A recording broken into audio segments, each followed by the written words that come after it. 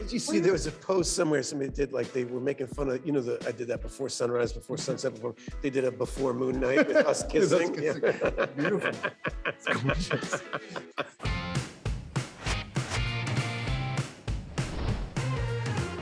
There's chaos in you. Oscar Isaac and Ethan Hawke are co-starring in the latest limited series from the Marvel Universe, Moon Knight, which premieres March 30th on Disney+. Ethan plays the villain, Arthur Harrow, a charismatic cult leader. What are you? You sure you want to know? While Oscar stars as Stephen Grant, a mild-mannered London gift shop employee who discovers he's suffering from dissociative identity disorder and is living with a mysterious secret. It's the best, worst day of my life. Well, Oscar is playing a human being, first off, who is suffering from an extreme mental illness, from dissociative identity disorder. And it's created a fractured mind. He's a person who suffered immense trauma, and to deal with this trauma has created personalities that can escape the trauma.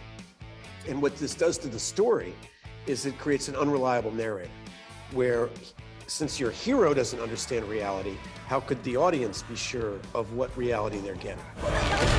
Thank you. It's a performance that for sure you haven't seen before.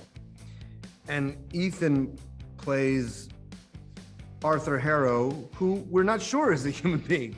He lives in opposition to what Ethan just described. So we're seeing this being from the point of view of this unreliable narrator. So what we see is a charismatic leader that clearly has a lot of followers, that seems to be kind, seems to be creating communities that are thriving, but at the same time, at the core of it, there's this sense of judgment, and the whole point of this judgment is to try to erase pain from the world. And as it goes on, without spoiling it, that figure shifts and morphs. While the plot is fairly hush-hush, Oscar and Ethan are willing to share a few details. We have a hero that has a fractured mind, and the story of the show is about his integration and the integration of a self. And I think that is what's beautiful about it, is that all of us are fractured in some ways. We're one person with grandma, we're another person with our friends, we're another person with the lover than we are with the priest, hopefully. No, but in figuring out how to integrate yourself and not be a liar and be a whole person is kind of the journey of it. And that's an internal journey, but it's the most interesting. So the series is about taking this fractured point of view until it becomes one point of view. And that's what I think is exciting about it. Excellent. Well done. Right? Their characters may be mortal enemies, but in real life, Oscar and Ethan clearly enjoyed their time together on set. I mean, for me, a big part of it was, Ethan could have easily just kind of come in and played the heavy and gotten his paycheck and gone back to his trailer and done something more interesting, but the level of commitment on the storytelling aspect and everyone's character and how to make the whole thing be cohesive and make sense. It's basically that was the hope when I got really excited about the possibility of Ethan coming on board, and the fact that it far exceeded that. That he's a filmmaker first, a storyteller first, and the role, whether it's acting or directing or writing, like that's almost secondary to how do we tell this story as strongly as possible, and that's an incredible thing to. And we just have a similar vocabulary. Our training, I think, is similar, whatever that is, our background, the way we like to tell stories. So for me to arrive and see Oscar coming up, working on a specific dialects for each one of his characters and his postures and his stance, and making sure that the supporting acting was on a level that would be conducive to his imagination, this is stuff that inspires me. And I do believe very much that movies are harnessing a collective imagination, and that it's an illusion that it's one performance or this performance. Whatever we do, we end up doing together. And you find that out in the theater a lot, because if somebody can't hold center stage in a giant ensemble, the whole spell breaks. And then it becomes harder for the lead actor. It's a collective power imagination thing that it's a spell you cast, and Oscar and I are both really interested in that spell. To prepare for Moon Knight, like many projects, Oscar and Ethan needed to learn a few new skills to make their characters more believable on screen. I didn't expect. I mean, obviously, at a certain point, I did because I was doing it, but I didn't expect necessarily that this was going to be the deep dive into, an English character, this kind of, specific Londoner. So that was a big I've one. never seen you do comedy at such a high level. I mean, it's like that aspect of your performance is really awesome. The fact that you're getting to play a more normal superhero in Mark.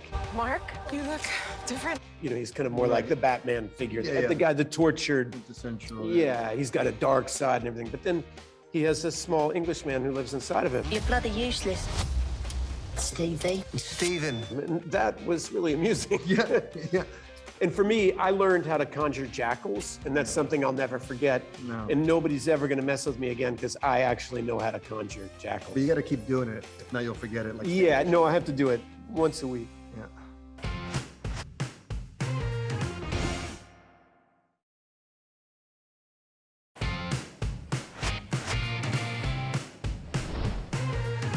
Some in the suit. Some in the suit? What are you saying? The suit. The suit? Then keep this safe. So be it. Moon Knight was Oscar and Ethan's first series together, but it was not their first time meeting.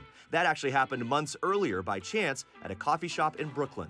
We met during the pandemic on the street in Brooklyn because you weren't allowed to go in the coffee shops. You had to get your coffee outside.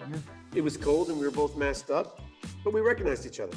But, we have a lot of mutual friends, so I felt like I knew Oscar because I'd heard so many great things about him over the years. So it didn't feel like a first meeting in a strange way. Yeah, it was more like, finally, Hey, there man. you Yeah. are. Yeah, right. I knew this day was coming. While Oscar and Ethan have long been fans of each other's performances, it's almost impossible to pick a favorite. It'd be hard to say, but it feels like in the last few years in particular, it's just been such inspiring stuff, whether it was the Chet Baker, sorry, Born to Be Blue. Born to Be Blue, First Reformed, Good Lord Bird, what he did in Boyhood. You cannot put me in that category, all right? The biological father I spend every other week with and I make polite conversation, while he drives me places and buys me shit.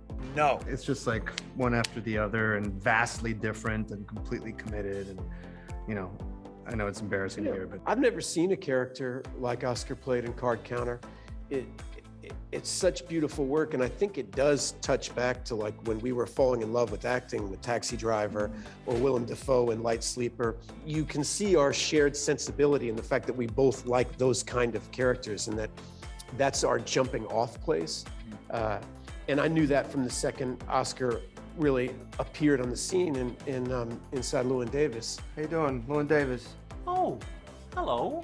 I've heard your music and heard many nice things about you from Jim and Jean and from others. You have not heard one nice thing about me from Gene. Ever.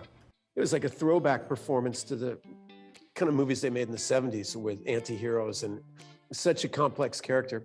So we could praise each other all day, but it would make us both uncomfortable.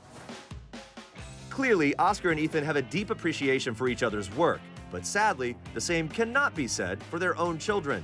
they've seen some stuff. They're not that You see impressed. Star Wars? No, not a little bit of Star Wars, but it's more like not so much the it's a little scary. He's only 4 years old, my oldest. Yeah, so yeah. So yeah, Let's give him a break. He saw the teaser trailer for the next Spider-Man Into the Spider-Verse. And so, I mean, I don't have any lines, but I'm like, that's me, that's gonna be me when he comes out. And so he got excited about that. Well, I'll tell you this. I have a 13-year-old, and she saw the Moon Knight trailer, and she was like, I mean, it was all of a sudden, my being an actor was real to her. she like watched it on her phone. She said, Dad, this looks really good. I mean, her eyes just went, she couldn't believe it. That's what the kids at school are talking about. So this is the first one that made her.